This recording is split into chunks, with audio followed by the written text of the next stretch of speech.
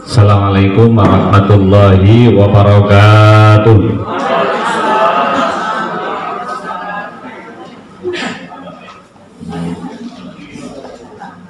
Selamat pagi, salam sejahtera untuk kita semua. Kepada kepala sekolah beserta staf dan dewan guru SMA 5, betul Pak, yang saya hormati, hadirin hadirat khususnya yang hadir di sini, yang insya Allah dimuliakan Allah Tuhan Yang Maha Esa, amin Allahumma amin. Langsung saja nih, rapat sekaligus diawali dengan semacam siraman rohani. Saya ASN sebagai penyuluh Kementerian Agama Kota Batam, tapi tugasnya Provinsi Kepulauan Riau, karena saya sebagai ketua penyuluh Provinsi Kepri. Penyuluh ini tugasnya membina masyarakat di luar sekolah. Di Kemenak itu kan sama lah dengan dinas ya, ada guru, ada penyuluh. Kalau guru di dalam, kalau penyuluh di masyarakat. Total penyuluh sekepri itu ada 513, kebetulan saya ketuanya, dan yang PNS itu ada sekitar 38, dan saya salah satu dari PNS itu. Sebagai penyuluh, saya ditugaskan pokok sebenarnya tentang konsultan dan mediator konflik rumah tangga. Jadi oleh karena itu saya ingin jelaskan dulu seputar rumah tangga, karena secerdas apapun otak kita, sepintar apapun kita, setinggi jabatan apapun kita, itu pasti akan mengalami masalah rumah tangga. Ketika rumah tangga itu goncang di rumah, mau ngajar kita itu tidak akan tenang. Betul atau tidak? Oke, langsung saja. Sebagai guru, ibu-ibu, bapak-bapak yang berbahagia, kita harus bersyukur kepada Allah Subhanahu wa Ta'ala. Mengapa? Karena kita diberi kesempatan menjadi orang tua tanpa harus menjadi orang tua. Kenapa? Ada 3 orang tua kita ini Bapak Ibu. Satu yang melahirkan kita, yang kedua orang tua dari pasangan kita, yang ketiga adalah guru kita. Saya ulangi ya, 3 orang ini harus kita hormati setinggi-tingginya apapun agamanya. Sebab dalam agama, andaikan orang tua kita non muslim sekalipun, tidak boleh seorang anak itu menghardik dan menyakiti orang tuanya. 3 orang tua itu ya. Satu yang melahirkan kita, orang tua dari pasangan kita, yang ketiga adalah guru kita. Nah, kita oleh Allah Subhanahu wa Ta'ala tentu melalui peranan pemerintah dan sekolah di sini diberi kesempatan menjadi orang tua untuk orang banyak. Ini mestinya kita harus syukuri. Kenapa? Ada 2 setidak-tidaknya, bahwa tidak semua, saya ulangi ya, tidak semua orang pintar bisa menjadi guru. Betul apa tidak? Betul. Banyak orang yang mau jadi guru tetapi tidak memiliki kesempatan. Kita walaupun mungkin ilmunya terbatas, diberi kesempatan menjadi guru dan bisa menjadikan orang-orang pintar. Setidak-tidaknya kita bisa mengambil manfaat 2. Yang pertama, kita telah turut serta membangun masa depan bangsa. Jadi 2040 tahun yang akan datang, seperti apa Indonesia tergantung ibu-ibu semua nih. Kalau kita, oke, lanjut, makasih Pak. Jadi seperti apa masa depan bangsa tergantung kita. Kalau kita sukses, maka bangsa akan sukses. Kalau kita gagal, maka kita, ya, masa depan bangsa juga akan gagal. Itu satu. Yang kedua, kita menurut saya ya, sangat dan amat mudah masuk surga. Saya ulangi, menjadi guru ini sangat dan amat mudah masuk surga. Kenapa? mengajarkan ilmu kepada orang lain itu bagian dari amal jariah. Bisa dipahami ya? Karena kita termasuk memberikan ilmu yang bermanfaat. Yang dikatakan ilmu yang bermanfaat bukan hanya ilmu agama. Saya ingin berikan contoh begini. Ada orang pergi ke perumahan kita. Dia nanya, Mas, rumah si Anu di mana ya? Kita bertanya, bloknya apa? Dia misalnya belum menyebut blok B nomor 30. Kita ngomong dengan baik-baik, oh Bapak pergi ke sana, nanti ada tigu-tigu kan Pak, belok kiri, terus belok kanan lagi, ketemu rumah hijau yang tingkat, itulah rumah yang Bapak tuju. Nah berarti ibu bapak telah memberikan ilmu yang bermanfaat. Makanya kalau ada orang bertanya ke rumah kita, jangan malas-malas memberitahu. Kita ini kadang jelaskan, ada tahu aku. Itu tak betul juga kita ini. Kalau orang di kampung zaman dulu bukan sekedar diberi petunjuk, diantarkan lagi sampai ke tempat yang bersangkutan, walaupun harus berjalan kaki 2 kilo. Jadi sebenarnya mencari surga itu tak sulit. Salah satunya ilmu yang bermanfaat dan jadi guru. Tapi syaratnya hanya 2 sebenarnya untuk supaya ilmu yang bermanfaat, yang bisa masuk surga tadi ya. 1, niatkan ibadah. Tapi kalau niatnya tak ibadah, misalnya bapak nih jadi guru, kenapa kau jadi guru? Daripada tak ada pekerjaan lain Pak, inilah yang ada. Itu kan berarti dah niat salah itu. Yang kedua, kata kuncinya harus ikhlas. Kalau tak ikhlas Pak, sudah niatnya bukan ibadah, tidak ikhlas pula, ini tak dapat apa-apa Pak. Pahala juga tidak dapat, surga juga tidak dapat. Nah maka Bapak Ibu, saya berharap begitu berangkat dari rumah, niatkan ibadah itu dulu, karena innamal a'malu binniyat. Yang kedua, ikhlas. Bapak misalnya menjadi guru, gaji kecil, tak ikhlas, Bapak bayangkan, ngajar-ngajar juga, capek-capek juga, gaji tak naik-naik juga, kan percuma. Kecuali gara-gara tidak ikhlas naik pangkat, nah itu lainlah cerita. Itu kan rugi 2 kali nih. Kalau kita tidak ikhlas ya, pahala tidak dapat, surga jauh, gaji tak naik juga kan.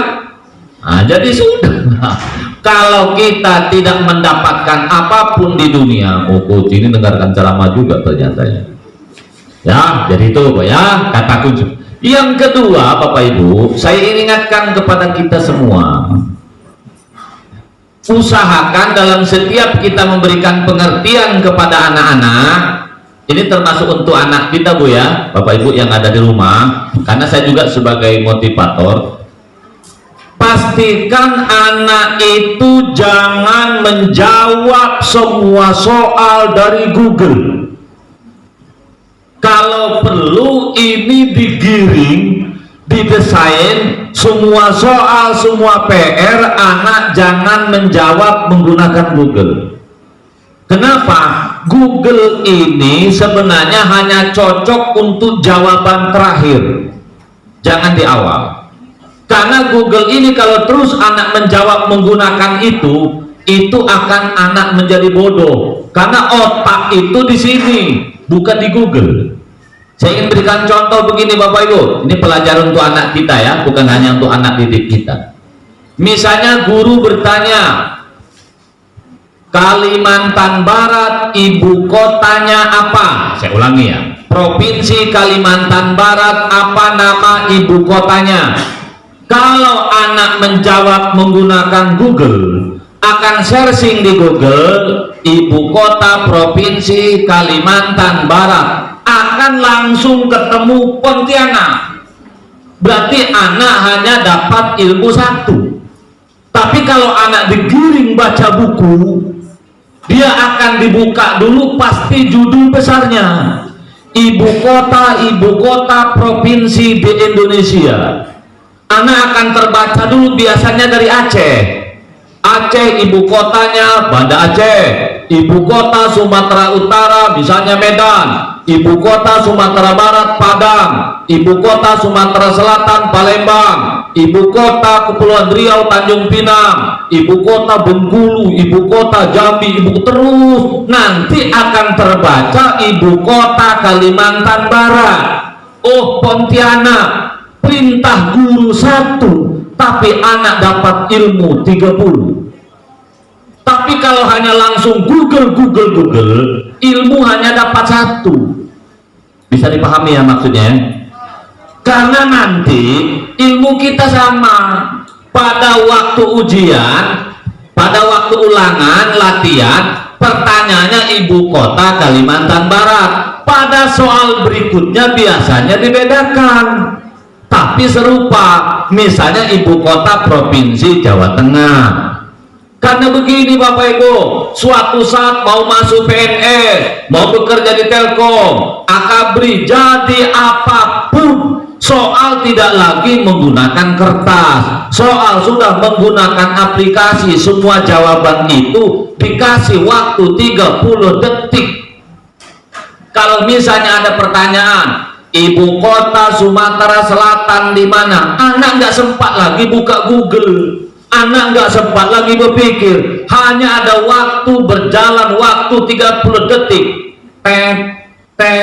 Kalau anak selalu menjawab menggunakan Google, iya kalau pertanyaan sama dengan di ulangan, kalau tidak.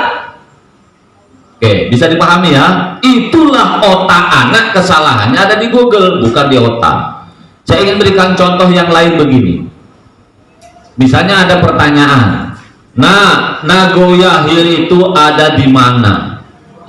Kalau anak misalnya buka Google, searching di Google, akan ketemu Nagoya Hill itu ada misalnya di Jodoh atau Lubuk Baja. Tapi kalau anak berangkat dari sini, naik motor, akan ketemu Simpang Base Camp, akan ketemu Temiang, akan ketemu Bukit Mata Kucing, akan ketemu pula Simpang Sungai Harapan, akan ketemu Tiban Kampung, akan ketemu Seladi, akan ketemu Simpang Baloy, akan ketemu Masjid Jabal Arafah, akan ketemu Nagoya Hill. Suatu saat kalau ada pertanyaan, nah, Ciladi itu ada di mana?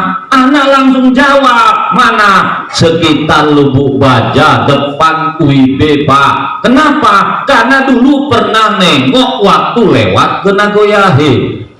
Bisa dipahami? Itulah anak kita sekarang menurut para psikolog gagap teknologi. Zaman dulu hanya tamatan SD menjadi tukang, dia paham ini saya mau bangun rumah 5 kali 10 meter butuh bata berapa tanpa kalkulator. Tapi anak sekarang orang tua nanya 10 kali 3 dikurang 2 berapa, ribut kita cari kalkulator. Kenapa? Karena ilmu kita, ilmu anak kita sudah ada di Google atau kalkulator. Bisa dipahami ya? Zaman dulu kita sudah ada kalkulator, kan tidak boleh guru membawa kita kalkulator kan? Oleh karena itu saya ingin berharap kepada anak-anak kita, ibu-ibu, tolong pastikan anak-anak itu dalam setiap menjawab jangan menggunakan Google. Dan saya kalau setiap mengisi pengajian majelis taklim, pastikan yang menjawab PR, ini termasuk anak kita ya, itu jangan orang tua. Biarkan anak yang menjawab. Anak mau dapat 4, mau dapat 3, bahkan dapat 0 pun biarkan saja. Kenapa harus ngejar ranking? Karena itu ranking bukan ukuran menjadi anak sukses. Juara 1, juara 2 bukan ukuran dia suatu saat yang bakal sukses. Sekarang kita buka ulang memori kita itu. Coba kita balik kampung, coba kita ingat teman-teman kita dulu, bahkan mungkin mantan kita. Coba kita bayar, mereka yang jadi orang, yang sekarang jadi wali negara di kampung, yang menjadi toke, yang menjadi orang kaya, yang menjadi kepala desa, yang menjadi anggota DPR, yang menjadi pejabat, yang sekarang kata kita orang hebat-hebat. Coba ulang-ulang lagi, kita ingat-ingat. Apakah dulu mereka ranking? Apakah dulu dia juara kelas? Apakah dia yang dipuji-puji orang sekampung dulu? Apa dia yang bolak-balik dipanggil ke depan oleh guru? Tak juga kan. Malah yang degil-degil itu pula sekarang yang jadi pejabat itu. Malah dulu yang sering minggat jadi orang hebat. Malah dulu yang bolak-balik dihukum guru itu pula jadi kepala kampung. Lalu orang yang pintar-pintar kemana? Jadi hantu juga sekarang kan. Coba kita renungkan. Sekarang gini aja lah Bapak Ibu, anggota DPR itu totalnya 50. Coba kita hitung satu-satu, kan ada profilnya. Mana yang sekolah betulan, mana yang ikut ujian bersamaan. Oh, mereka jadi anggota DPR 5 tahun, gelar bisa dapat 3 pula itu, S1, S2, S3, entah macam mana pula caranya itu. Lah sementara yang sekolah-sekolah, sementara yang kuliah sampai botak kepala kita, tak jadi apapun kita. Lalu kenapa? Ternyata Bapak Ibu, setelah saya pelajari gitu Bu ya, kata kuncinya orang yang sukses harus selalu menghadapi benturan-benturan, harus selalu menghadapi masalah. Makanya dulu teman-teman kita yang bolak-balik dipanggil ke kelas, panggil ke depan, kita ingat dulu kan ada kalau kawan-kawan degil itu sampai berdiri di kelas, Pak Adek terkencing-kencing budak, dihukum, bersihkan toilet segala macam, malah minggat segala macam, diusir maknya, diusir orang sekampung. Kenapa justru dia yang sukses? Kenapa yang suka maling mangga dia kok jadi orang hebat? Ternyata jawabannya bukan maling mangga itu yang menjadikan orang hebat. Dia selalu menghadapi benturan-benturan di masyarakat karena ada ilmu the power of kepepet. Gitu ternyata Pak. The power of kepepet itu begini Pak, kita oleh orang tua, oleh anak, aku minta duit 1 juta, kenapa? Bulan depan aku nak jalan-jalan. Kalau Bapak Ibu tak kepepet, tak dapat duit 1 juta itu. Tapi kalau kepepet, misalnya nih Bapak-bapak, istrinya kecelakaan, gagal otak, sini pendarahan, bawa ke rumah sakit awal bros. Pak, kata dokter, bini Bapak nih agak gagal otak, pendarahan. Jadi caranya operasi Pak, kalau tak dioperasi mati besok bini Bapaknya. Caranya dok, cari duit 20 juta.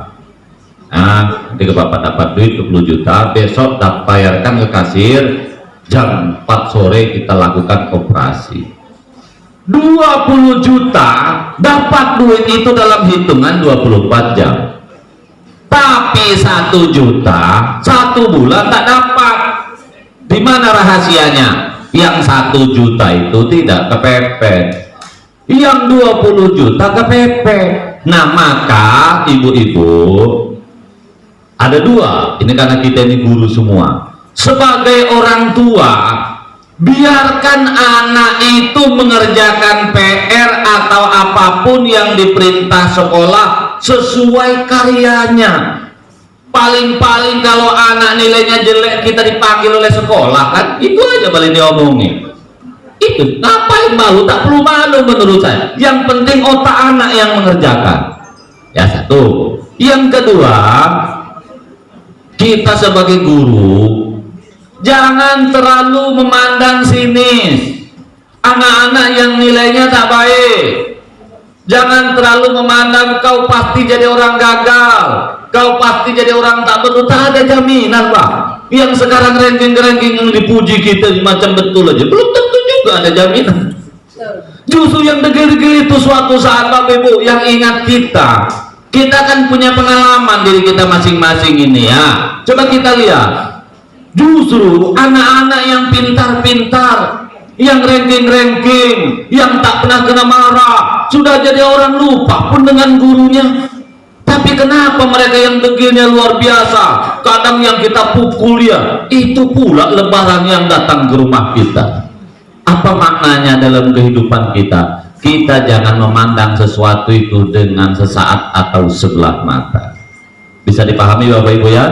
Insya Allah kita paham lah. Oleh karena itu saya berharap pada semua Ayo selamatkan masa depan bangsa ini dengan anak-anak mandiri. Dulu kita sekolah 2 kilo 3 kilo jalan kaki, sekarang sedikit-sedikit dia motor dan segala macam. Tapi mudah-mudahan kita tidaklah demikian. Oleh karena itu kepada wali murid, ya kita sebagai guru wali murid juga, kalau punya anak ranking 1 ranking 2 tak perlulah dipoto rapot masuk Facebook, alhamdulillah anak soleh, anakku ranking 1, sudah tak ada juga jaminan suatu saat. Betul apa tidak? Sekarang kita ingat-ingatlah, kan ibu ingat kawan-kawan dulu kan, mulai siapa kawan SD, kawan SMP, kawan SMA, kawan kuliah, yang sekarang yang jadi wali nagari, yang hebat-hebat itu tak sekolah juga kan dulu tuh, yang degil-degil juga, yang pintar-pintar kemana, tak juga pun. Oleh karena itu mari kita didik anak kita mandiri. Oke, yang kedua ya. Yang ketiga, supaya kita tenang Bapak Ibu ngajar ini, ayo rumah tangga kita ini yang damai. Nih lengkap laki-laki perempuan. Laki-laki dulu, supaya rumah tangga kita damai, khusus yang guru laki-laki ya, pahami wanita ini apa sih keinginannya, supaya laki-laki tidak galau ya. Dengarkan ini baik-baik. Wanita, istri kita tidak butuh suami pejabat. Artinya kalau kita gagal jadi pejabat, tak usah galau, karena bini kita tak butuh juga. Istri tak butuh suami ganteng, istri tak butuh suami kaya raya. Yang dibutuhkan bini 2 saja. 1, suami jangan selingkuh, duitnya tidak putus. Itu aja begini ini. Nah oleh karena itu macam mana kita 2 ini? Tentu selain beriman kepada Allah ya. Kalau beriman kepada Allah tak perlu saya sebut, kan itu adalah kunci pertama. Yang pertama, jangan selingkuh. Ini kepada bapak-bapak ya, tolong, karena ketika rumah tangga ini kita sudah bermain api, mau jenderal mau apapun kita, susah kita ini mau menjadi guru yang baik. Betul apa tidak? Maka kepada yang cowok-cowok, pada laki-laki, usahakan itu. Kemudian yang kedua, duit jangan putus kepada istri. Supaya duit laki-laki tidak putus, dihabisi istri kita, ada 2 caranya.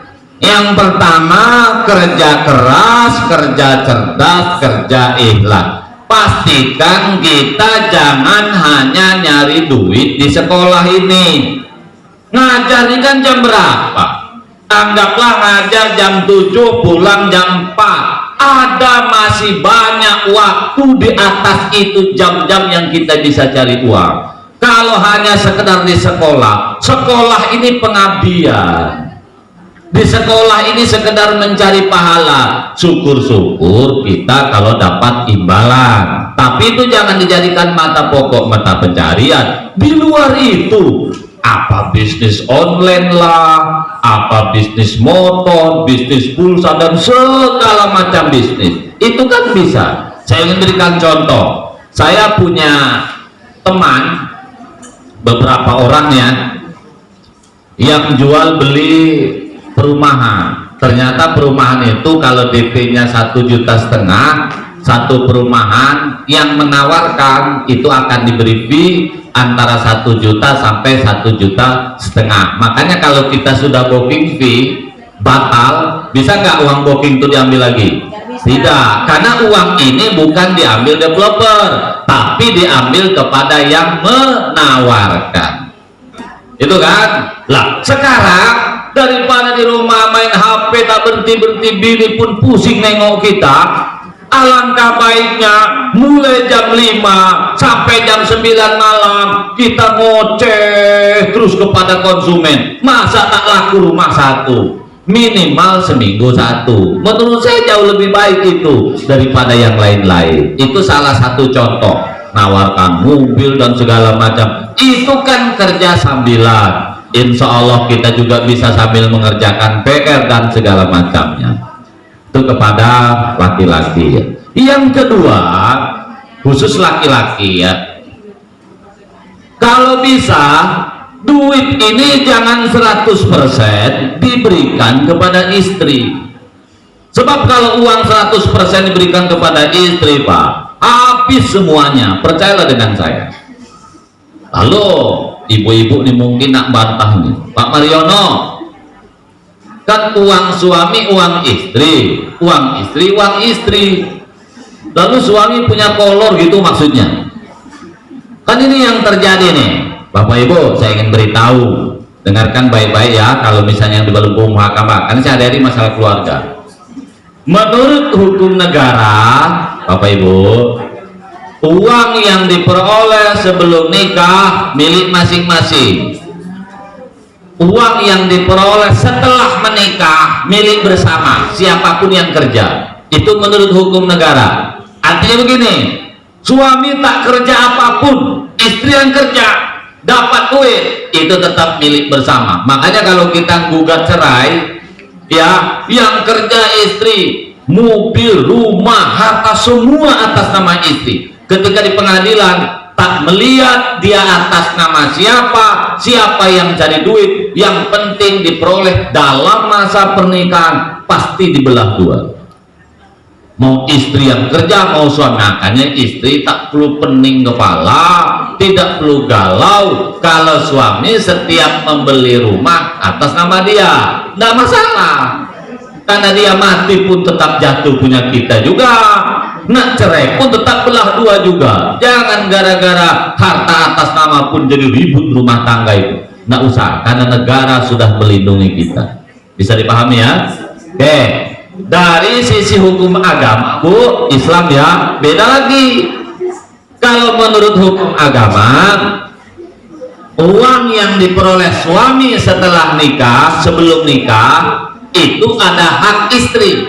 Kalau negara kan 100% milik dia, tapi kalau hukum agama ada hak istri. Oke?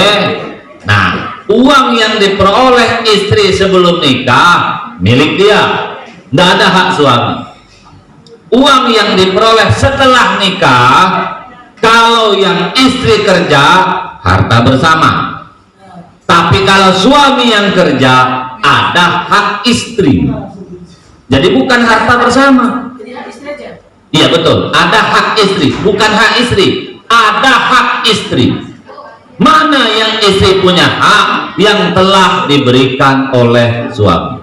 Kalau belum diberikan, tetap milik suami. Mengapa? Karena suami menurut hukum agama ada 4 wanita yang harus diurus. Ibunya, anak perempuannya, adik perempuannya, istrinya.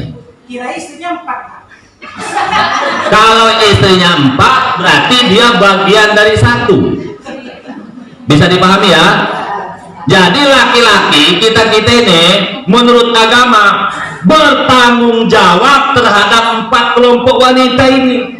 Ibu kita yang bertanggung jawab. Makanya jangan jadi KOB, tahu KOB, kalah oleh bini. Kita ini, ibu kita, siapa lagi? Saudara perempuan. Kalau ada saudara dari kampung datang ke Batam, minta bantu, kesusahan makan, kalau laki-laki saudara kita itu boleh kita tolak. Kalau laki-laki pun, silakan usir, tak apa-apa, tidak dosa. Tapi kalau adik perempuan tidak boleh, karena itu tanggung jawab kita laki-laki. Beda begitu. Yang ketiga istri, yang keempat anak perempuan. Jadi makanya laki-laki memang harus jadi Power Rangers. Apa Power Rangers dia? Jadi orang hebat, karena memang tanggung jawab kita 4 ini gitu loh. Jadi oleh karena itu istri, kalau ada suami mau membantu orang tua, khususnya ibu, jangan mau ke masak. Ya, ini kadang bini nih, suami bantu orang tua 300.000 pun ya Allah muka tak jelas lagi bentuknya. Itu nggak boleh, karena ya saya bilang ibu, Sorga suami itu sorga istri. Kalau suami tidak mau bantu orang tua sampai orang tua mengeluarkan kata-kata yang tidak baik, suamimu menjadi sengsara, kan istri juga yang menderita. Jadi jangan sampai melihat itu sesuatu yang parsial seperti itu. Nah, kepada ibu sekarang, supaya rumah tangga ibu ini damai, saya berharap ibu yang menjadi guru, saya ulangi Bu ya, laki-laki ini Bu semakin tua kelakuannya semakin seperti anak kecil. Maka ada istilah bayi yang tidak pernah besar-besar itu adalah suamimu.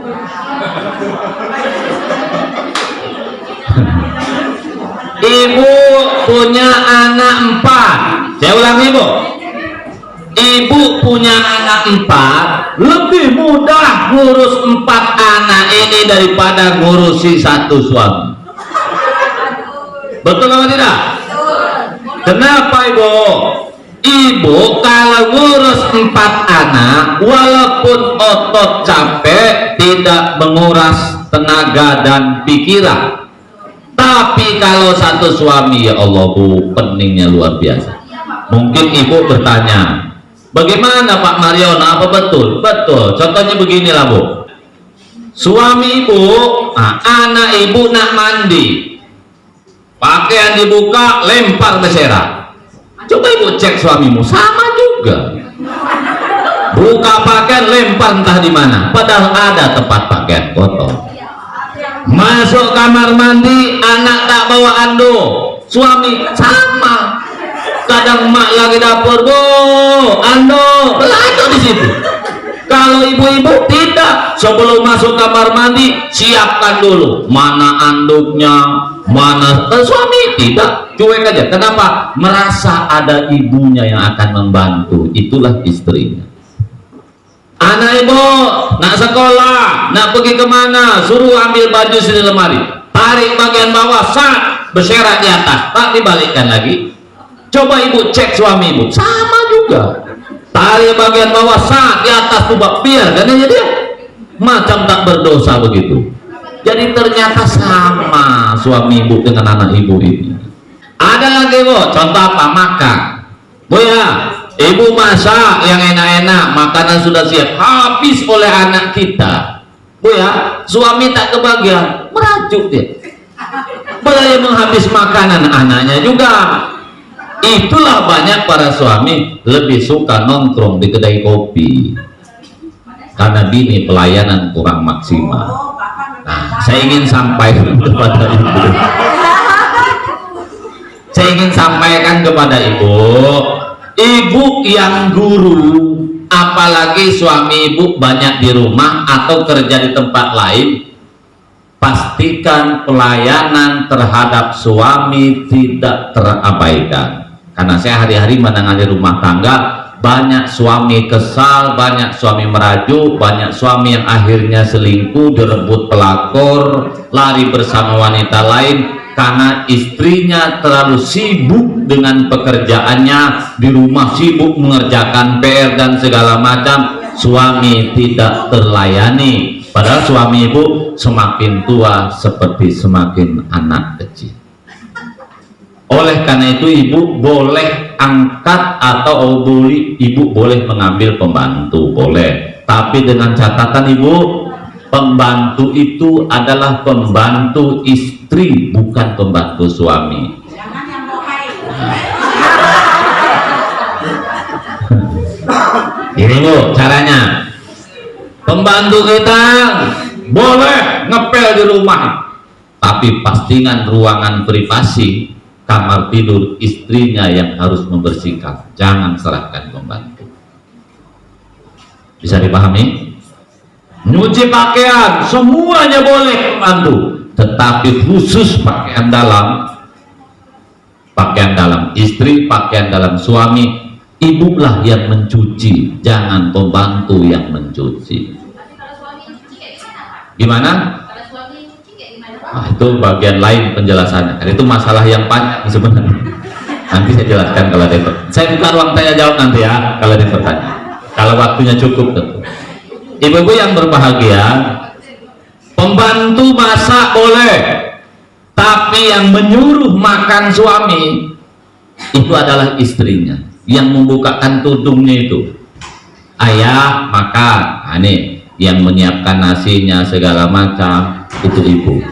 Membuat air minum jangan pembantu.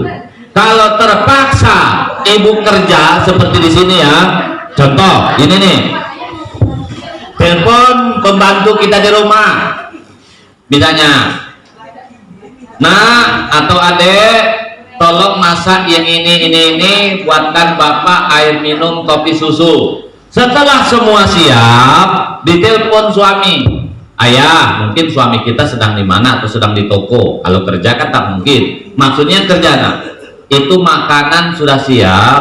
Nah, tadi ibu masak ini, kopi juga sudah ibu siapkan. Padahal yang menyiapkan bukan ibu, itu yang namanya perhatian. Ini kadang-kadang emak ini karena sibuk di sekolah, sibuk kerja, semua pembantu, lama-lama suami ibu tuh makan pembantu. Saya terus terang aja, bukan hari-hari saya menangani konflik rumah tangga ya, karena istri juga keliru. Jadi yang pertama bu, kata kuncinya adalah pelayanan prima. Ibu manja itu boleh sebelum nikah bu. Kalau sekarang jangan lagi manja, ini kadang suruh nyetrika pinggang sakit, nyapu lutut sakit, sudahlah bu. Oke, itu satu bu ya, pelayanan. Ibu boleh sekarang, repot kali Pak Mariono, bu, ibu, kalau sudah kejadian suami rusak, ibu pening kepala tuh. Lebih baik ibu repot ngurus suami sekarang, saya ulang ibu, lebih baik ibu pusing, pening, sibuk, keluar keringat ngurus suami sekarang ini sambil ngajar, daripada nanti ibu dibuat pusing, dibuat galau, suami sudah rusak. Lebih pening lagi ibu. Itulah yang disebut berakit-rakit ke hulu, berenang-renang kemudian. Bisa dipahami bu? Yang nanti dulu saya buka tanya jawab. Nah, malah catat aja dulu. Yang kedua bu ya, supaya tuntas bu, saya khawatir yang ditanya yang mau saya jelaskan.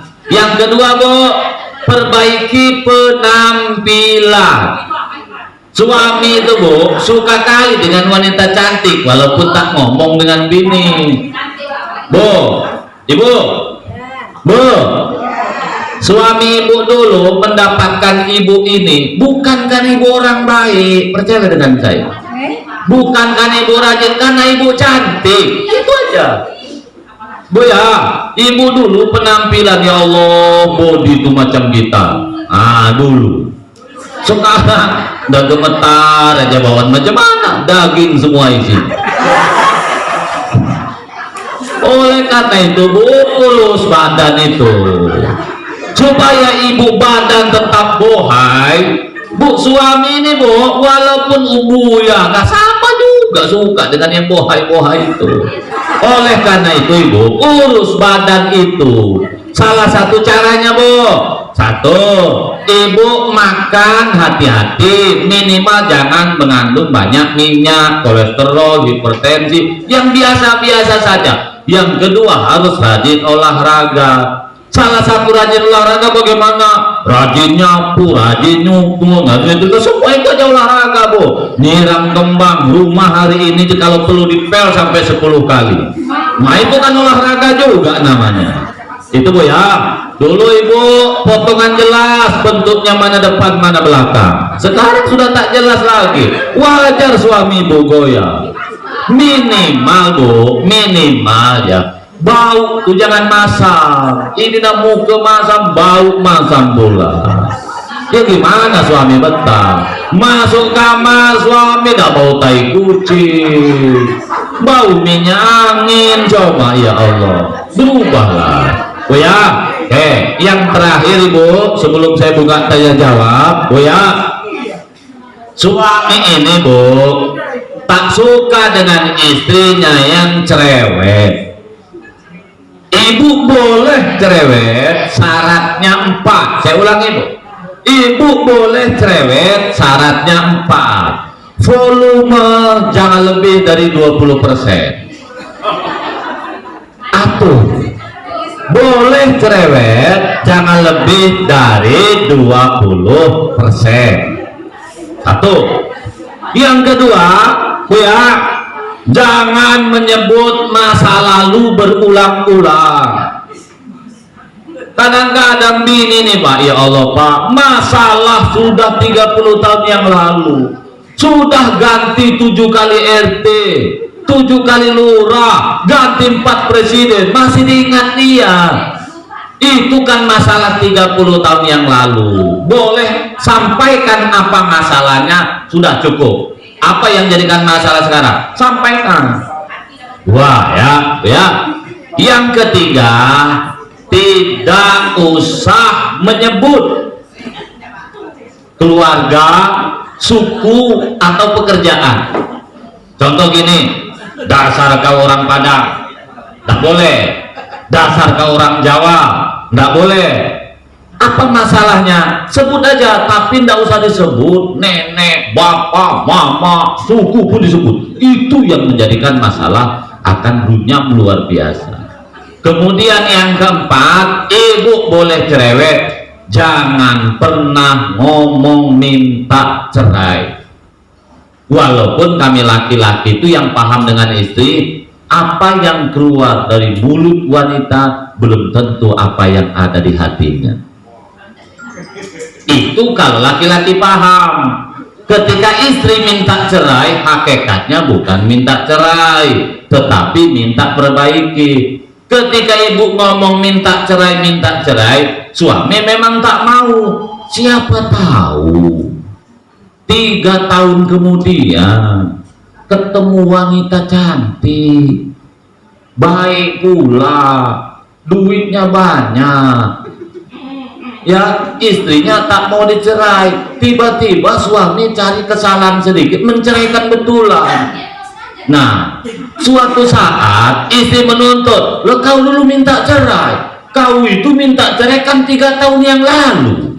Itu pula yang diingat-ingat suami. Engkau minta cerai kan dulu, sekarang aku ceraikan betul. Kau marah pula. Paham maksud saya ya? Paham kan? Masalah 3 tahun yang lalu yang suami tak mau karena belum ada pengganti. Sudah ketemu pengganti, dia tutup ketemu tumbuh, diceraikan betulan ibu, pusing ibu. Oleh karena itu, sebelum saya ingin jelaskan materi terakhir tentang penggunaan HP, saya ingin buka dengan jawab dulu lah ya. Mana tahu ada yang mau bertanya. Tadi ada 3 kali tangan yang paling tinggi tadi. Oke, silakan. Ada mic 2 biar jelas yang bertanya. Assalamualaikum warahmatullahi wabarakatuh. Nama saya Asla SPD Pak, berasal dari Kepulauan Meranti, Selat Panjang. Ya, silakan.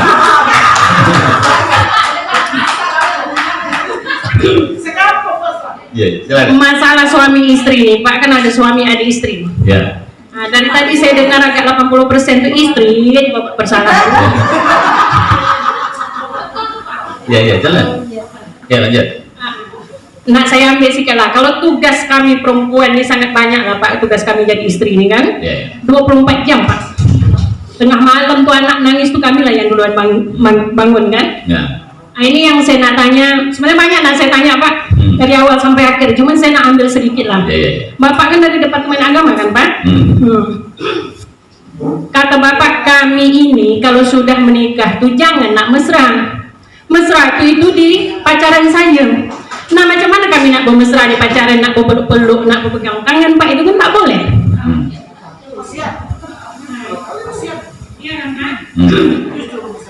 Nah, mesra kita anggaplah itu mesra Pak, boleh nih pegang tangan, peluk, Manja ya. nah ya manja boleh gitu kan, misalnya dianggapkan boleh. Tapi kan namanya yang berpegangan tangan di dalam Islam itu Pak, ketika kita pacaran itu didoakan oleh syaitan. Tetapi di dalam sudah berkeluarga, berpegangan tangan itu saja didoakan oleh malaikat. Ya. Nah, jadi kalau kami sudah diikatkan untuk pemesraan di pernikahan, jadi apa lagi dapat kami Pak? Sudah kerja 23 jam dengan keadaan tingkah laku, belum tingkah laku suami kata bapak yang tarik di bawah di atas bersera. Itu mungkin kami ibu-ibu semua alami, apalagi suami saya Pak. Bang, itu kolor ada di atas tak nampak. Nak saya berdua pegantinya dia baru nampak. Nah sementara itu waktu kami tak itu aja Pak. Jadi kalau diturut-turut, istilahnya cari duit, kita sama-sama pandai cari duit. Nah kalau turut pelayanan, kayaknya kami ini hampir dituntut 100% untuk melayani. Nah kemana jam istirahat kami lagi Pak? Belum lagi kita nak ngadu, Pak saya ini penat dari tadi nih, aku lebih lagi penat. Aku udah baru balik kerja loh. Ini bukan curhat rumah tangga Pak, banyak adik-adik saya pun begitu gitu kan. Nah jadi tadi memilah dari kata bapak tadi, istri tidak boleh cerewet. Nah ini kena nih dengan saya nih. Istri tak boleh cerewet. Nah yang paling cerewet di rumah tangga saya itu Pak suami. Sehingga anak saya sekarang ini Pak, kalau berhadapan anak saya yang tadi cantik tak bisa senyum di rumah. Alhamdulillah saya dikaruniai anak gadis cantik dan anak laki-laki ganteng macam ayah dia.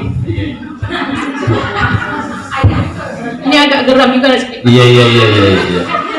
Alhamdulillah, saya bersyukur juga dengan Pak Muhammad membuka peluang seperti ini. Jadi mungkin saya mewakili dari ibu-ibu, benar nggak ibu-ibu? Jadi tadi saya dengar Bapak bahasa Melayu, mungkin kita ini agak nyambung mas, kan?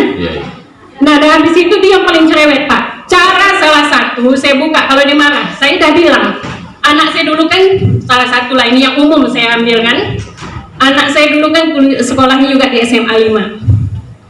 Dia ada tugas pentas seni. Di saat pentas seni dia harus bawa properti ke sekolah. Nah waktu itu jam 4 sore dia pinjam mobil dengan saya. Dia nak angkat kursi lah entah apalah properti yang dia bawa. Dia bilang, Bu, abang pinjam mobil. Nanti abang maghrib di mana? Dia bilang, abang maghrib di sekolah saja. Nah ini Pak saya takut suami saya cerewet. Saya tunggu suami itu pulang Pak. Saya ceritalah, Bang, anak kita tuh pergi sekolah Bang ya, besok dia ada praktek. Dia yang dapat undian pertama. Jadi hari ini dia mengantarkan properti di sekolah. Dan dia maghrib di sekolah. Habis maghrib Pak, mungkin sekitar 6:30 atau hampir jam 7 anak saya balik. Dah saya jelaskan macam gitu Pak, dia tunggu anak di dekat pintu. Abang baru balik dari sini kemana? Kawan kau siapa? Kau merokok, kau ini, kau ini. Lah. Nah, macam mana ini Pak satu? Langsung aja Bu. Yang kedua, jangan ingatin masa lalu, tapi kadang suami yang ingatin masa lalu. Kita dah jelas nih jadi bini dia Pak. Dan mantan kita entah di mana-mana, mantan kita. Macam mana cerita tuh Pak? Iya. Saya tak bisa bertanya Pak, itulah keluhan kami tadi. Saya ibu-ibu semua. Masalah suku dan pekerjaan. Kita sudah siap sabar. Kita lebih lihai cari duit dari dia, kita korbankan semua untuk anak kan. Jadi Bapak lah menjawab macam mana posisi. Mungkin ada teman atau ibu-ibu yang mengalami juga seperti itu. Itulah Pak, macam mana lah ceritanya. Kadang kami itu mau juga gelas teh dari suami kan. Iya benar Pak. Pak maaf kalau Bapak bilang nak manja-manja, kami berkeluarga ini lah nak manja-manja. Jadi Assalamualaikum warahmatullahi wabarakatuh. Waalaikumsalam. Ada yang lain? Ya silakan. Assalamualaikum warahmatullahi wabarakatuh. Waalaikumsalam warahmatullahi wabarakatuh. Ya, nyanyi nanti ya Pak ya. Ini saya mau tanya langsung aja saya tanya ya Pak ya. Bapak bilang tadi suami apa nggak boleh cuci baju ya? Ya gitu ya. Tapi sementara kalau di rumah saya itu, saya bukan menyuruh suami itu kayak pembantu, tapi dia sendiri kayak gimana Pak? Dia yang mencuci baju, dia yang mencuci piring. Semua rumah dia yang beresin, itu gimana pula Pak? Dosa kan saya atau gimana? Nanti kita sambung lagi. Oke, saya jawab dulu ya. Saya ingin bertanya kepada yang pertama. Saya hari-hari menghadapi konflik rumah tangga. Hari ini ada 6 ya, biasa memang karena baru saya yang profesional di Kota Batam ini, karena saya dapat sertifikat dari Mahkamah Agung. Saya kan juga mediator di Kementerian Agama, juga pengadilan agama. Saya tentu lebih banyak kepada berbicara tentang ibu, saya diajarkan oleh kantor lihat audien. Saya melihat yang bapak-bapaknya hanya berapa ekor? 1, 2, 3, 4, tak lebih dari 6. Nah yang banyak perempuan. Tentu saya harus banyak ngomong tentang perempuan, tapi kan tadi saya singgung juga. Oke, itu alasan saya. Yang kedua, Bu, saya juga banyak mendapatkan keluhan.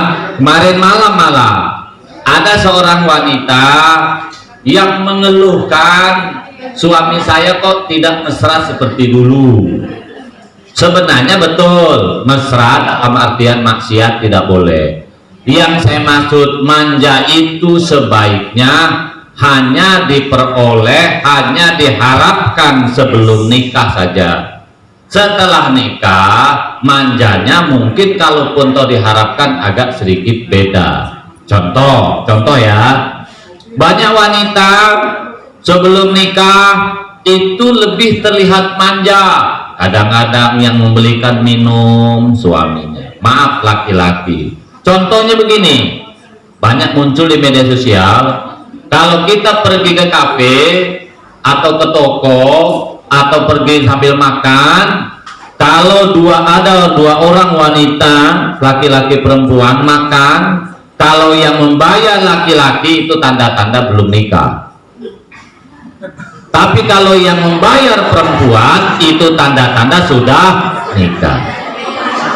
Gitu, itu umumnya. Itu yang saya maksud, bagian dari manja, tetapi dengan catatan terbatas.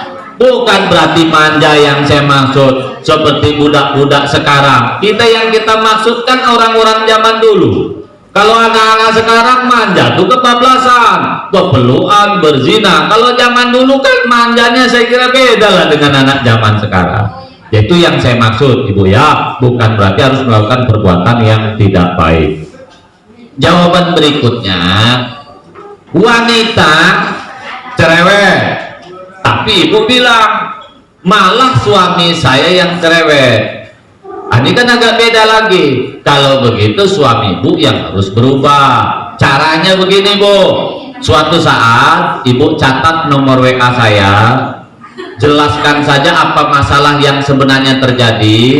Nanti saya buatkan video YouTube-nya, tidak saya sebut nama. Biasanya saya seperti itu. Ibu kan boleh minta request masalah, sebutkan apa masalahnya. Nanti saya buatkan nasihat kepada laki-laki, suami bukan bermulut perempuan. Begitu. Sebenarnya publik ya tidak mempersoalkan istri cerewet, tapi mempersoalkan kalau suami cerewet, walaupun itu sama-sama tidak boleh. Itu menurut saya, Bu, kalau terjadi pada keluarga kita. Nah, saya ingin menjawab pada pertanyaan Ibu yang kedua.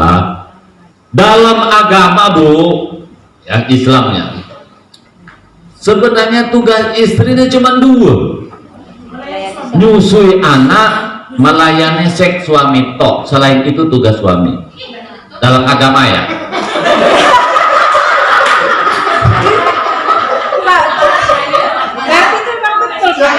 Dengarkan dulu, ini cakap belum selesai.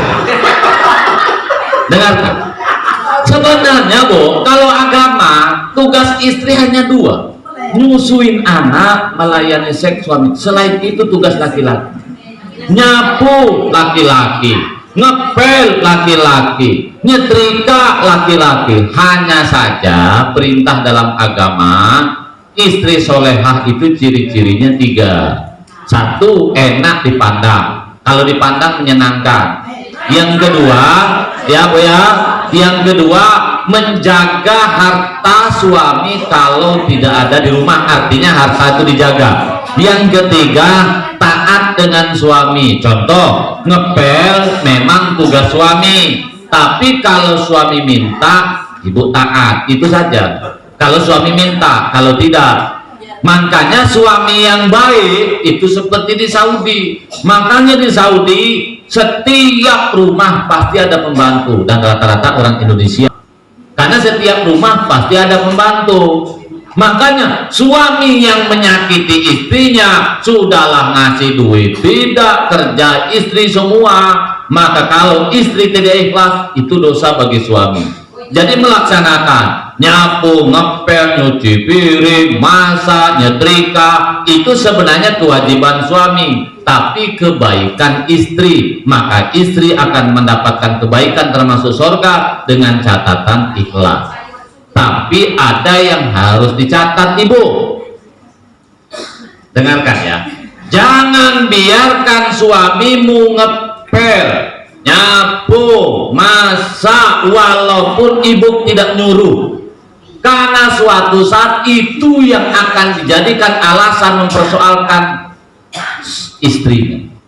Sehari-hari menghadapi rumah tangga, awalnya laki-laki mau nyapu, ngopel, masak segala macam, justru itulah nanti yang dijadikan alasan dia, bini aku tak betul, aku yang ngepel, aku yang nyetrika, aku yang nyapu, aku yang masak. Sekarang ibu, suami ibu tak mempersoalkan itu, tapi datang keluarganya dari kampung ke sini karena ibu sudah terbiasa yang membuat air minum suami, yang ngepel suami, yang nyetrika suami, yang masak suami. Tiba-tiba ibu karena guru kerja di sini, keluarga ibu datang dari kampung ke sini. Kenapa keluarga saya ini kok begini?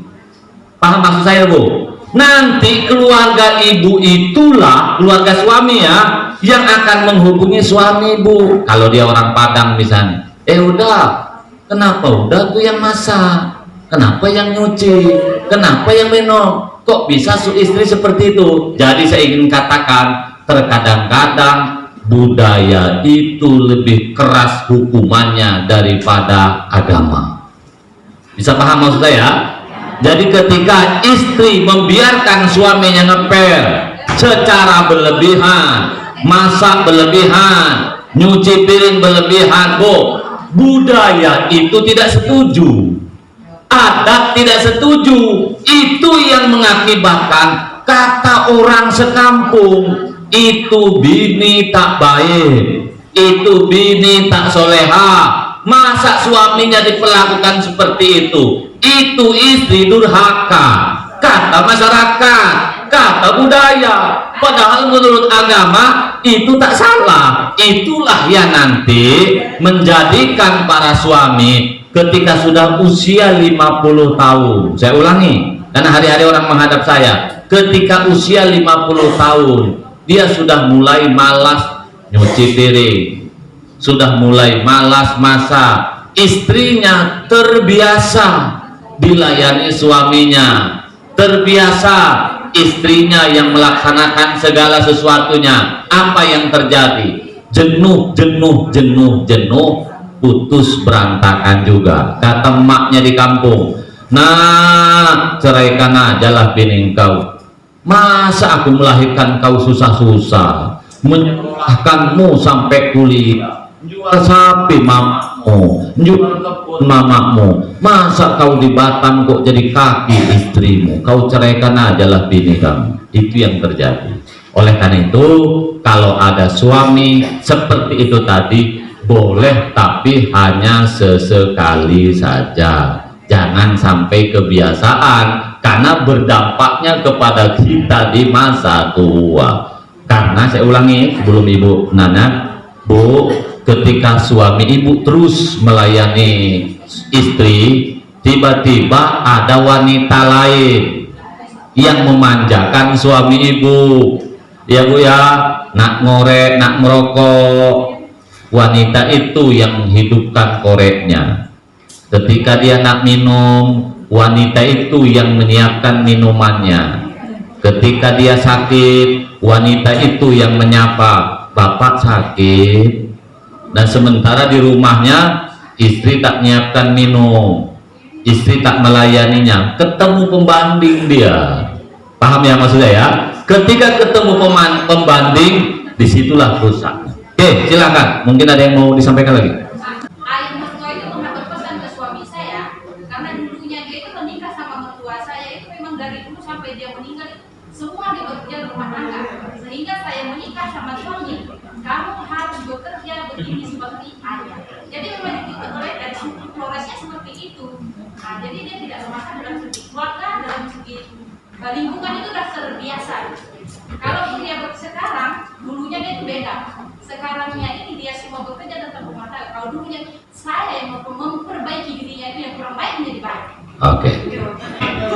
Apa yang disampaikan Ibu, kalau pada budaya yang sama tak masalah.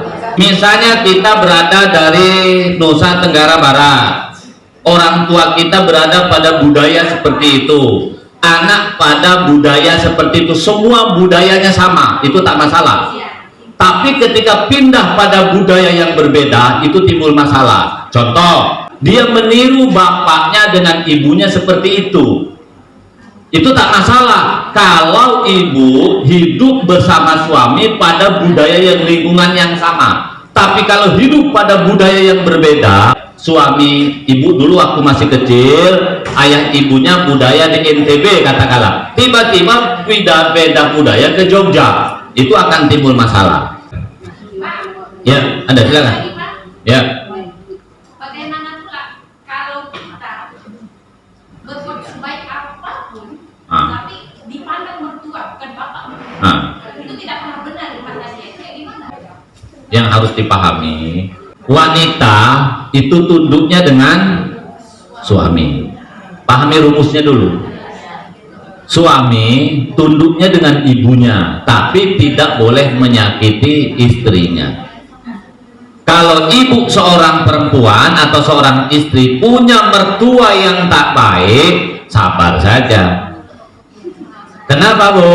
Karena kita hakikatnya, Bu ya, tidak harus tunduk dengan mereka, tetapi jangan menyakiti hatinya. Itu saja. Kalau saya bawa keluar dari lingkungan keluarganya, kalau suami tak setuju tak boleh. Gini, saya ulangi, ini yang jadi problem ya. Saya malu ini, Pak. Ini nih, saya laki-laki nih, saya kan harus ngurus mama, saya harus ngurus orang tua. Orang tua di kampung sudah tak ada yang ngurus nih, tak ada siapapun. Ya, saya ajak orang tua kita dari kampung ke Batam. Ketika diajak ke Batam, bentrok dengan bini. Oh, ini bukan masalah ringan nih, Pak. Ini banyak terjadi. Maka apa sebagai laki-laki, saya sebagai suami, ya, menyakiti mama tidak boleh, menyakiti istri juga menghalangi suami masuk surga. Ini kan sama. Yang saya maksud ibu, saudara perempuan, anak perempuan, istri ini kan tak boleh dikalahkan salah satu. Terlalu banyak laki-laki tunduk dengan mama, bini disakiti. Banyak juga laki-laki tunduk dengan bini, mama pula jadi korban. Ini nggak boleh.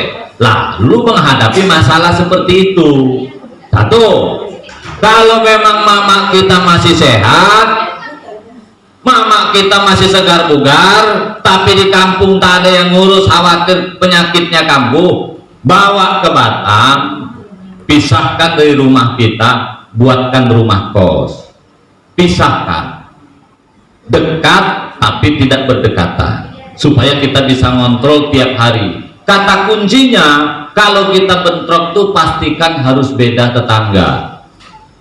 Makanya kalau kita hidup, kalau bisa jangan dekat dengan saudara, ya, harus beda tetangga minimal. Satu. Cuman kalau mak kita sudah tak bisa ngapa-ngapain, ya istri pula lah harus sadar, ini masa pula bini kurang ajar, nah, gitu kan. Maka kalau mama kita ini sudah betul-betul tak bisa apa-apa lagi, sudah tinggal menunggu detik-detik akhir hayat, makan pun sudah susah, jalan pun sudah repot, ya istri kita yang suruh harus sabar, karena tidak boleh saling kalahkan. Jadi menurut saya seperti itu. Jadi ibu, kalau punya mertua yang tidak baik, itu salah satu ujian. Oke, jelas ya? Oke, saya terakhir ya. Ibu yang saya hormati, saya ingin tanya dulu, rumah tangga kita ingin sakinah apa tidak? Ingin sakinah apa tidak? Kalau ingin sakinah, kuncinya ada di HP. Menikah ini menyatukan dua hati yang berbeda. Berarti menikah juga menyatukan dua HP yang berbeda. Jadi begini, tuh laki-laki ya, laki-laki rajin sholat, rajin ibadah, suami baik, pokoknya baik betul. Kalau HP suami tidak bisa dibuka istrinya, sampai kapanpun istri itu tak percaya dengan suami itu sebenarnya. Kalau dompet apa dibuka? Kalaupun toh dia bertahan hidup bersama kita, itu biasanya ya, nak kemana lagi, nak cerai pun repot, kesana pun susah ya. Jadi intinya rumah tangga yang baik, HP itu wajib milik bersama. HP istri ya HP suami, HP suami juga HP istri. Bisa dipahami ya? Mungkin ada yang bertanya hukumnya, Pak Mariono, ini kan HP ini privasi Pak, kenapa pula dibuka istri, kenapa pula dibuka suami? Begini Ibu Bapak, privasi itu sebelum nikah. Kalau sudah nikah tidak privasi lagi. Ibu melihat aurat suami sebelum nikah dosa. Kalau setelah nikah telanjang bulat pun boleh. Bisa dipahami? Begitu juga HP. Loh, apa betul? Begini Bu, kalau Ibu tak percaya, nanti ambil HP suami, taruh di atas meja, pukul HP suami itu pakai palu, pecah dia. Suami marah, lapor polisi. Pak polisi, tangkapkan bini aku tuh Pak, kenapa HP aku dirusak? Nah polisi nanya, Pak, misalnya itu Papa beli HP-nya kapan? Setelah nikah atau sebelum nikah? Sudah nikah Pak. Tak bisa dipenjarakan orang yang dibeli setelah nikah. Tak waras dia Pak, yang laki-laki itu. Ya. Ada ini contoh, kita yang ngotot HP itu privasi. Contoh lagi, Ibu beli mobil, Bu ya, Ibu beli mobil atas nama bini, punya suami pemabuk, dijual oleh suami, Bu ya, atas nama istri mobil ini, bini marah, lapor polisi. Pak polisi, tolong tangkapkan suami saya itu. Kenapa? Dia jual mobil saya Pak. Polisi akan tanya, kapan beli mobil itu? Kalau dibeli setelah akad nikah, maka walaupun suami menggelapkan, tidak bisa ibu memenjarakan suami. Kenapa? Karena itu harta bersama. Bisa dipahami ya hukumnya ya. Nah oleh karena itu HP ini milik bersama. Kalau rumah tangga ingin damai, HP harus bebas dibuka oleh suami istri. Password boleh. Jadi ibu-ibu, ini malam apa nih? Malam Kamis. Nah, nanti malam lah, cek HP ibu di atas meja. Apa reaksi? Ibu ingin nengok suami saya ini baik apa tidak? Ambil HP suami di atas meja, baik apa tidak? Kalau HP suami ibu ambil, suami membiarkan HP-nya dibuka istrinya dalam waktu lama dan berulang-ulang, suami tenang-tenang saja, itu suami aman. Ya, tapi ibu jangan terlalu percaya juga. Kadang suami ini akalnya panjang, tapi relatif aman. Itu ciri-cirinya Bu. Tapi kalau HP suami diambil istri, ya, suami marah, ya, resah, gelisah, pusing, marah dengan bini, maka saya umumkan suami ibu itu bermasalah. Nggak usah nanya dengan dukun, buang-buang duit. Pak Mariono jawabannya pagi. Suami ngangkat telepon, lari ke halaman. Itu HP passwordnya berlapis, tak bisa dibuka sedikit pun oleh bini. Itu suami bermasalah. Kadang HP banyak pakai kode, tertulis di situ misalnya Junaidi. Setelah dibuka Linda rupanya. Itu bagian dari masalah. ya, kadang-kadang masuk dalam kolornya dan segala macam. Tapi saya minta juga kepada, ini kebetulan ada yang laki-laki ya, saya kemarin tanggal berapa ya, tanggal 28 mengadakan acara mencegah perceraian yang dilakukan oleh MUI di PIH. Mungkin ada yang hadir ya. Ternyata sekarang menurut data di pengadilan agama, ini untuk laki-laki juga ya, perselingkuhan bukan hanya bapak-bapak, emak-emak pun gila juga. Ini data yang masuk ke PA. Oleh karena itu kepada yang laki-laki, kalau kita emak-emak yang sudah punya anak menikah, kebetulan anak kita laki-laki, perintahkan kepada anak laki-laki untuk cek juga HP menantu. Karena sekarang yang namanya mantan terindah hadir kembali bukan hanya bapak-bapak, emak-emak pun gila juga sama. Kemarin ada Ibu Lurah di Tiban Bukit Asri ngomongi saya, Pak Mariono, bapak ini kan penyuluh, jangan hanya ngomongi bapak-bapak agar cek HP suami, tapi omongin juga lah Pak, para bapak-bapak tuh agar cek HP istrinya.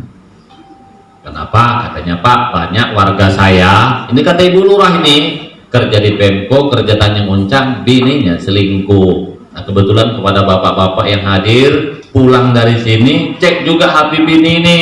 Bini ini kadang-kadang ya Allah, tiap hari main HP terus. Ibu-ibu, saya berharap kepada bapak-bapak, cek juga bini ini, walaupun tak sekolah, potongan tak jelas, karena di Facebooknya HP itu cantik pula sama bini kita ini, walaupun potongan tak jelas sebenarnya ya, suka menggoda orang, walaupun kerja istri tiap hari ngulek sambel, kalau tadi kontrol HP bini itu laki orang diulek juga. Ayo kita saling ngontrol. Oke, terakhir saya ingin tanya kepada ibu-ibu, karena kebetulan ibu-ibu lebih banyak.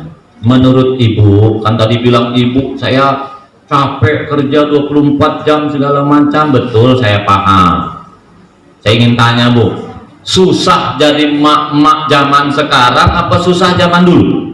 Sama. Mama sekarang Pak. Mama sekarang. Tantangannya lebih banyak. Ya. Oke Bu, lebih susah zaman sekarang apa susah zaman dulu? Sekarang.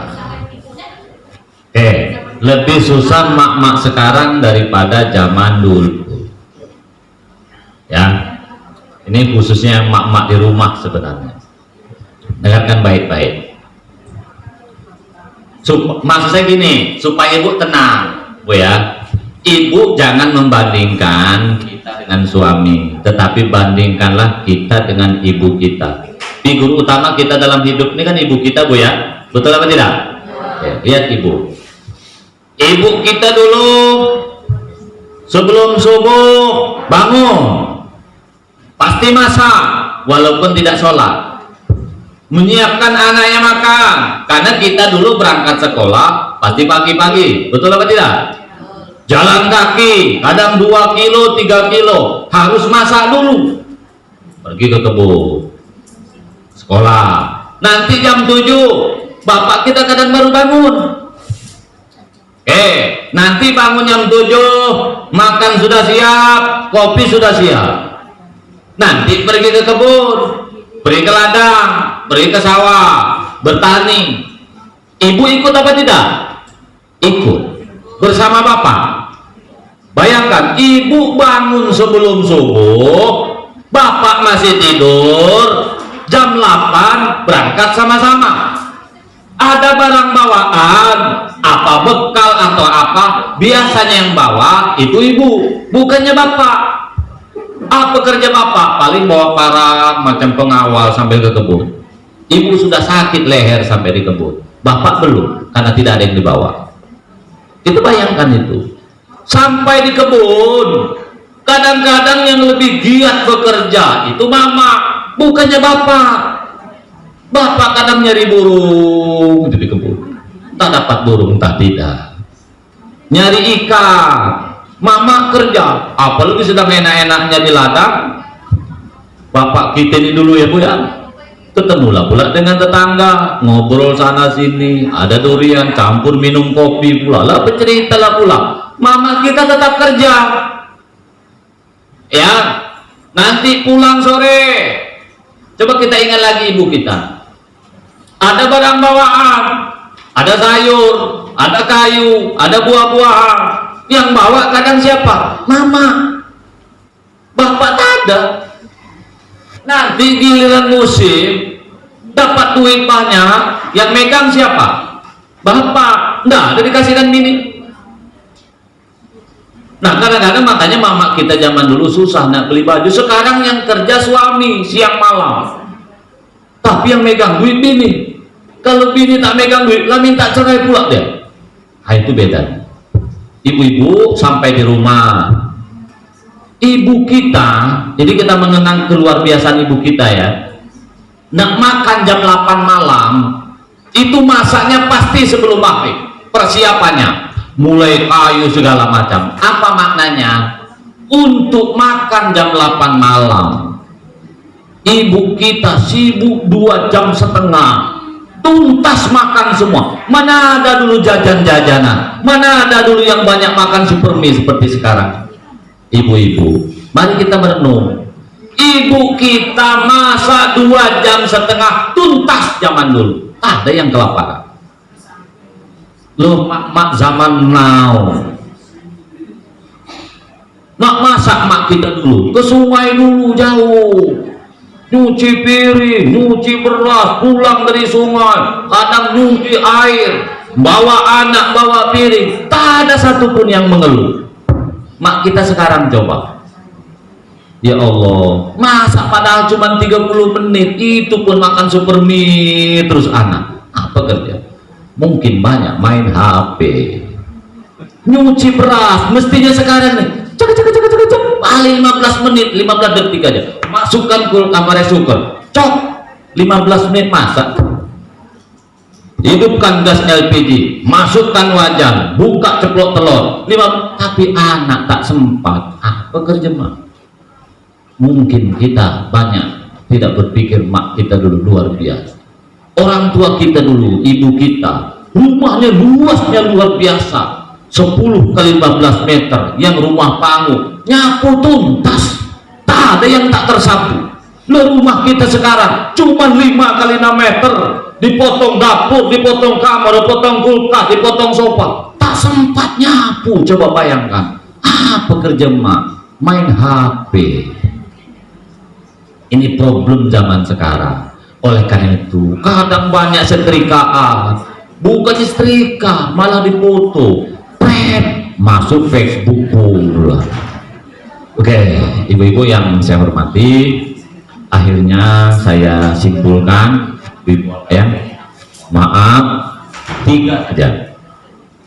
Menjadi guru adalah mulia, betul apa tidak? Karena apa? 1, menghantarkan kita menyelamatkan negara, bisa dipahami?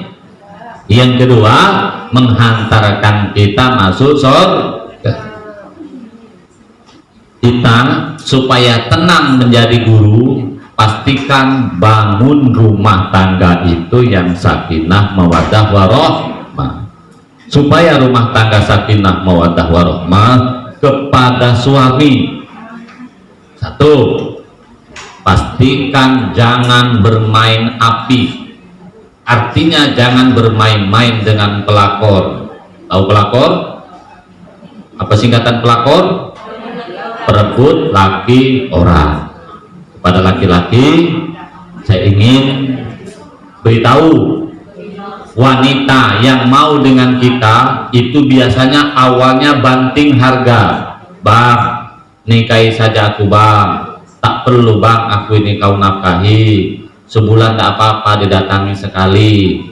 Itu awalnya. Tapi kalau sudah nikah siri nanti, bukan sebulan nak minta datangi sekali, tiap hari pula minta didatangi. Awalnya tak apa-apa bang, walaupun aku tak dinafkahi, aku nih hanya butuh seorang imam, kata budak tuh ya, hanya butuh seorang imam gitu ya. aku tak akan merusak rumah tanggamu. Iya, setelah menikah beda lagi. Oleh karena itu kita jangan sampai tergoda. Kalau betul-betul nekat poligami, silahkan temui saya, karena saya juga buka biro jodoh. Stok di saya sekarang ada 247.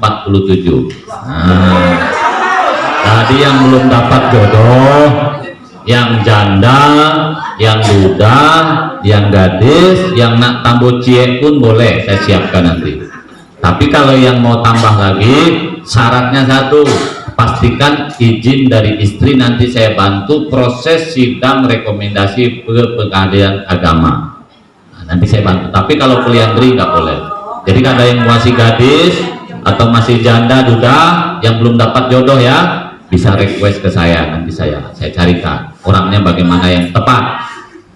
Ya, laki-laki yang kedua, saya mohon kepada laki-laki ya, giat cari uang, serius, jangan boros-boros. Uang 50.000 daripada dihabiskan di kedai kopi. Saat di Sunbread itu satu gelas kopi kan 8.000, kalau 50.000 kan hanya dapat sekitar 5 gelas. Tapi kalau 50.000 dikasihkan bini suruh beli gula, satu bulan tak habis-habis itu gula. Lebih bagus seperti itu ya, karena percayalah, kalau bini cerewet itu umumnya kurang duit, umumnya ya. Coba aja kalau tak percaya, kalau bini kita cerewet, coba lempar duit 3 juta, diam dia. Memang persoalannya di duit. Oleh karena itu suami ya, cari duit yang banyak agar bini kita tenang. Sebab kata kuncinya bagi istri itu satu, suami jangan selingkuh, duitnya tidak putus. Supaya tidak putus, kerja semangat, jangan jadi pemalas. Di sekolahnya hanya pengabdian, lepas sekolah carilah duit ya. Yang terakhir kepada laki-laki ya, supaya duit tidak putus, uang jangan 100% diberikan kepada istri. Kalau istri butuhnya 5 juta, kasihkan 5 juta saja. Sebab ini butuhnya 3 juta, dikasih 7 juta aja pasti lesap kalau dapat dengan saya. Oleh karena itu kadang-kadang kita laki-laki ini ya, ini sudah takdir kita ya. Ketika uang semua diberikan kepada istri, tengoklah lemari kita di rumah kita masing-masing. Ada 10 kotak lemari itu, punya suami kan paling cuma 1 kotak aja, sisanya bini semua. Ini pengorbanan kita sebagai laki-laki sebenarnya. Itu pun masih asik kena repet aja oleh bini kan. Tapi kita sebagai laki-laki harus sabar ya kepada istri. Keluarga sakinah ini, ibu-ibu, supaya suamimu tidak direbut pelakor, supaya suamimu tetap setia kepada istri, 4 saja kuncinya bagi istri. 1, pelayanan yang prima. Suami ini semakin tua, semakin ingin dimanja. 1. Yang kedua, perbaiki penampilan, urus badan. Jangan terlalu ya, pokoknya macam mana caranya tetap cantik, makan dijaga, rajin olahraga. Kalau binimu kemasam, bau masam, suami tak selingkuh juga, ini ada 2 kemungkinan. Suami ibu super setia atau suami kurang akal, maka ibu nipu ya. Berikutnya ibu-ibu, jadilah istri yang jangan terlalu cerewet. Boleh cerewet, ada 4 bu ya. Volume suara jangan lebih dari 20%. Yang kedua, enggak usah menyebut suku, menyebut orang tua, menyebut apa. Yang ketiga ibu bu ya, tidak boleh menyebut masa lalu yang berlebihan. Yang terakhir, mari kita sama-sama berdoa suami istri ini agar menjadi sakinah mawaddah warohmah.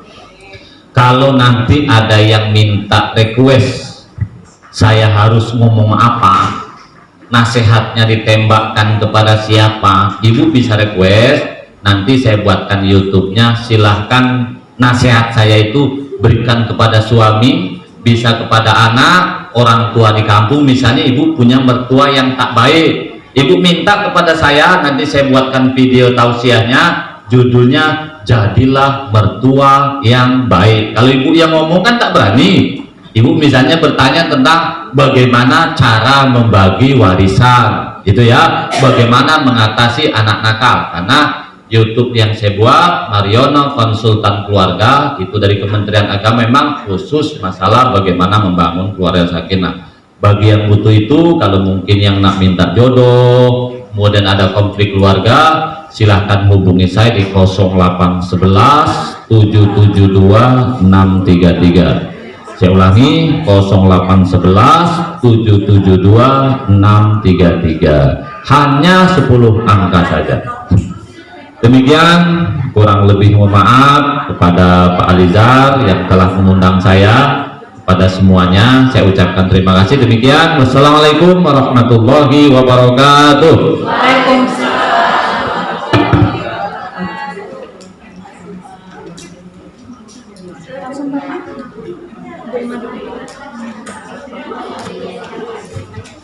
Ya, baiklah.